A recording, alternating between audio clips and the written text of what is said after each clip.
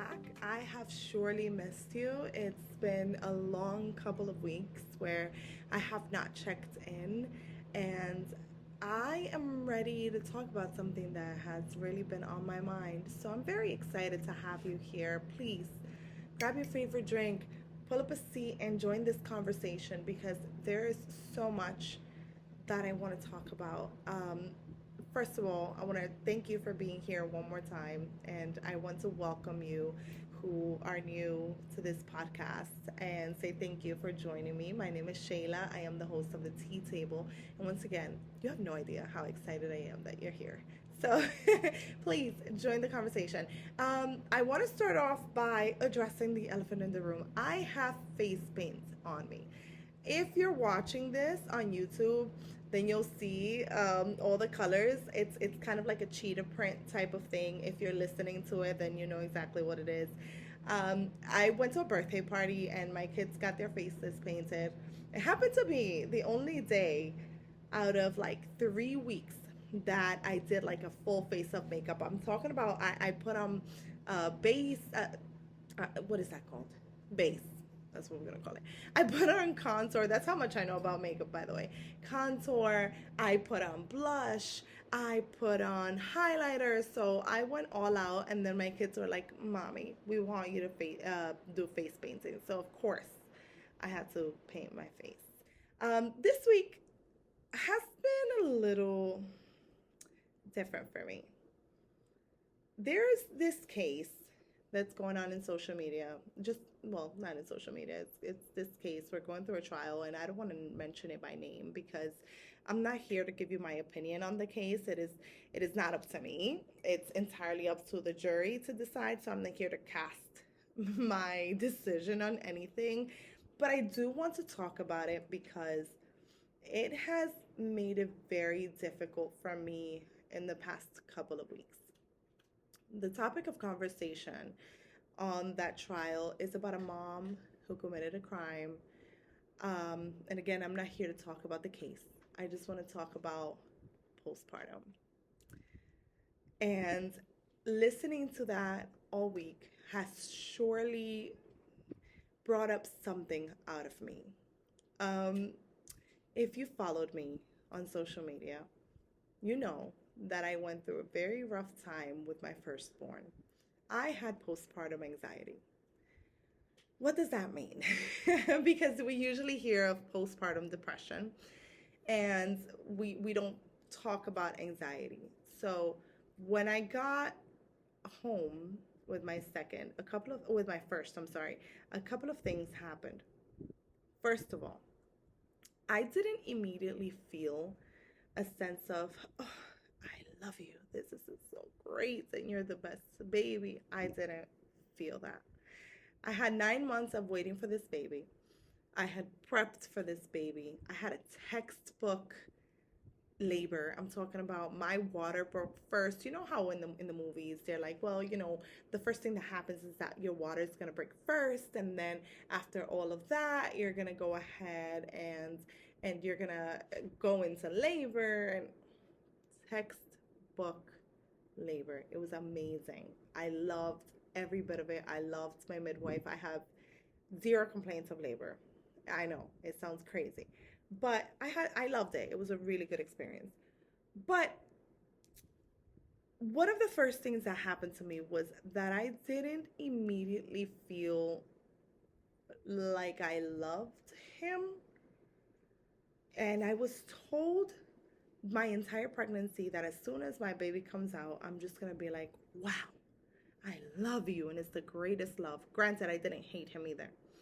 I felt a sense of responsibility. I felt like I am responsible for you now. I looked at him and all I thought was, I have to keep you alive. Literally all I thought was, I have to keep you alive.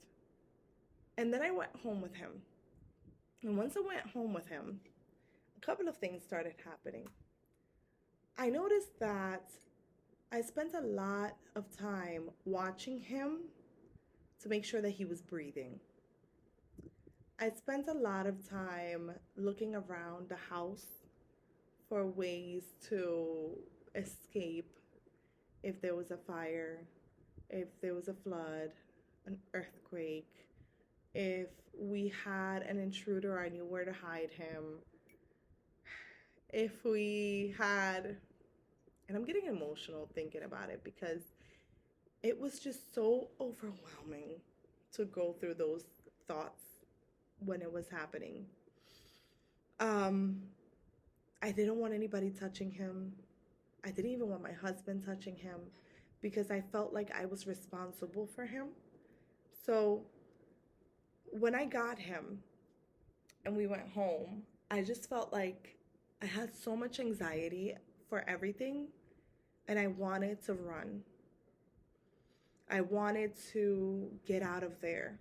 I wanted to I wanted to just like I was just so scared of everything, but at the same time, I couldn't move.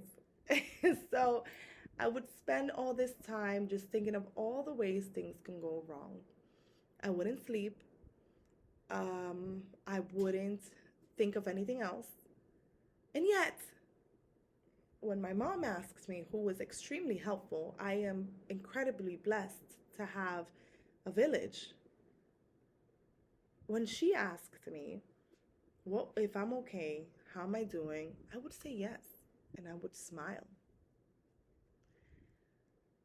When I started breastfeeding, it was the worst pain of my life. But because I was told that it's supposed to hurt, I just kept going. And then we went to our first doctor's appointment, and the doctor, who I changed by the way, told me that I had to formula feed my baby or else I was going to unalive him.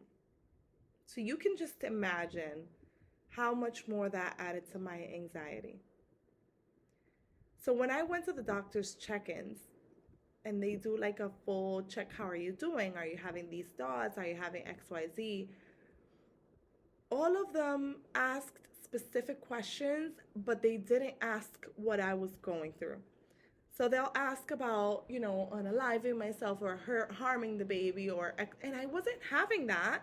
I wasn't having those thoughts, but I was having the thoughts of like everything else and anything else that can happen to him while he was in my care. So this these weeks going through these trials and listening to the testimony brought out something in me that I forgot was there. And I got so sad.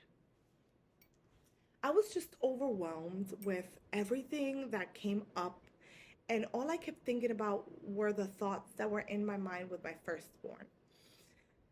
And only a person that's been through it will truly understand what that woman could have been going through.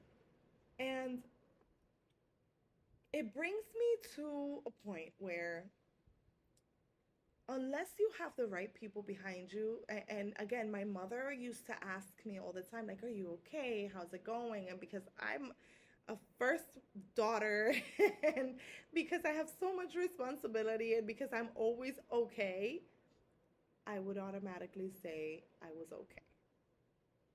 But my husband would ask me. And even though at the beginning I would tell him, I'm okay, I'm okay, there came to a point where I was like, I cannot do this. You have to take him on because if you don't, I am going to collapse and I am not going to be able to move forward. So when I voiced that, and that was like 4 months in, when I voiced that, he was able to understand something's wrong and he was able to step in. But it took me 4 months of these like negative thoughts.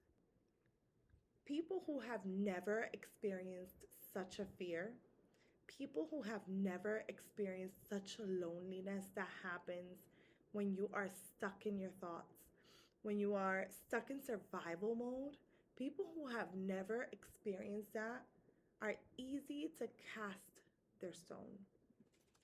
They're easy to throw their stone because you don't know. So if you've never gone through it, of course you're going to say whatever they're saying. Of course. I am a couple of things happened after I voiced to my husband. And, I think that God lines everything up perfectly because when I got pregnant, two of my friends got pregnant at the same time. And a lot of people thought that we actually planned it, but we didn't at all. Absolutely not. My best friend, she was the first one to get pregnant. Then my other friend, she got pregnant right after, and I was pregnant within 2, 3 months. It was unplanned. We just all happened to be pregnant at the same time and then going through postpartum at the same time. So when I was going through all of this, I went after 4 months. This is COVID, by the way.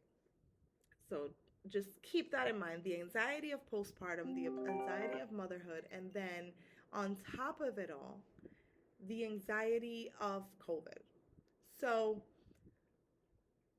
when we were all going through postpartum, and then I went to see her after 4 months, I went to meet the baby and I went to see her, and I noticed that she was also struggling. And when I noticed she was struggling, my first instinct as a person who was taking care of a little one was, let me take care of you. So in taking care of her was actually when I realized something was wrong with me. Something's wrong with me because this is not normal. It shouldn't be normal. Like, I see my friend struggling and I want to help her because I know something is happening. And then at the same time, I'm like, wait a minute. This is not normal. What's going on with me is not normal. And so that's when I spoke to my husband. And the good thing about God lining things up the way He did is that because we were both going, all three of us were going through postpartum, when we spoke to each other and we voiced those intrusive thoughts, there was no judgment. There was like zero judgment. It was like, girl, I get it. I understand you. Had it not been for those two women being there and telling me, I understand you, this is a safe space, just talk about it, I don't think I would have made it through. Because for the first time in those 4 months of postpartum, I felt like, oh, I'm not going to go into a mental hospital. I just have to talk. And, you know, I'm so emotional right now because it really, that's all it takes sometimes.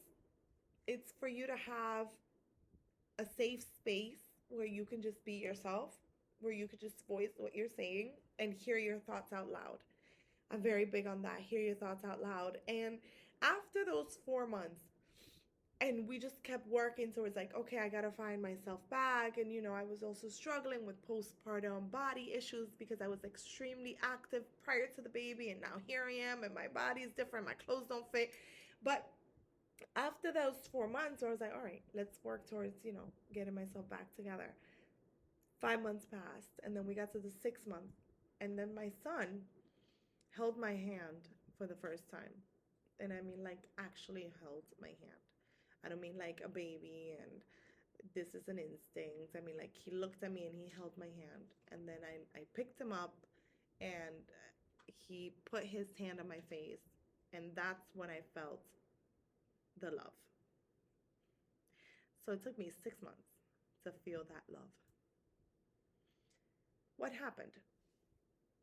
I started posting online at that moment. I started posting about just motherhood and postpartum because then I realized that if I'm going through it and my friends who are going through it are telling me, hey, we're all going through it and these are thoughts that happen, just watch out. Of course, as long as you're not harming yourself, harming the baby, is just share them together. And this is a safe space and we're going to get you help if you need it. So I started posting online a lot about postpartum and how I was struggling. And there was one mom. She had just had a baby too. And she sent a message on one of my reels where I was being vulnerable. And I was just like, postpartum is hard and I'm dealing with this.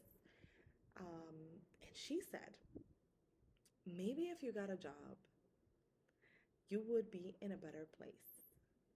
Maybe you should put your kid in daycare, go work, because that's exactly what I do with my child, and I'm extremely happy. First of all,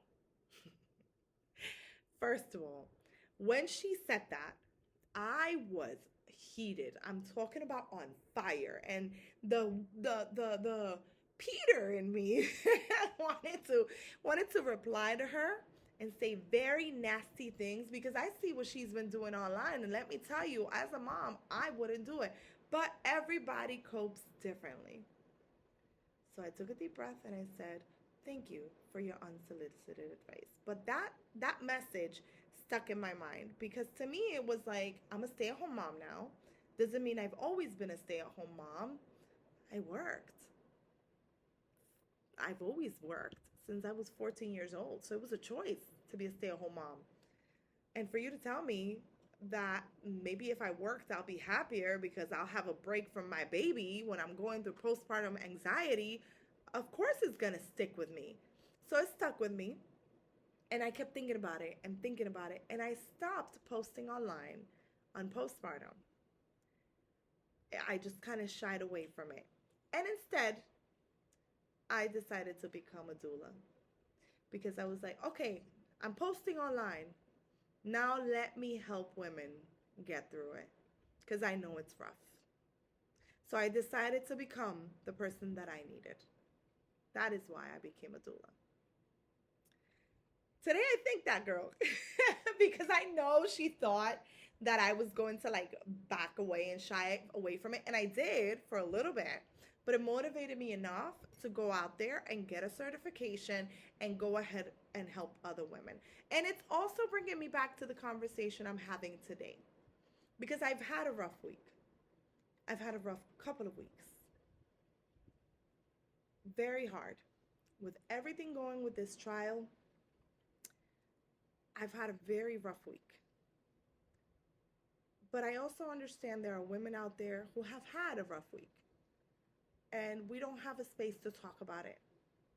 So I'm here to tell you that you can talk about it with me. Because postpartum is real. Postpartum anxiety, postpartum depression, and all of those hormones and emotions that come with having a baby, they're real. And you should find a safe space and a safe friend who you can say, hey, this is happening in my mind, and have that friend not only listen to you, but believe you. And if you need that friend, I am here to be your friend. Thank you for having this conversation with me. Today's episode is just slightly shorter than others, but I just wanted to open up the space for you to reach out. All you need is one friend. That's all you need. I am incredibly blessed. I have my husband, I have a good village, I have my best friend who I can call her at any moment and really just tell her what's going on, and she's going to hear me and believe me the first time without any judgment. And I know not everyone has that. So if you don't have that, my DMs are open for you. Thank you for joining me today at the tea table. I pray that all of these rough emotions that come with postpartum lift off from you and that we're able to be better women together. I'll see you next time.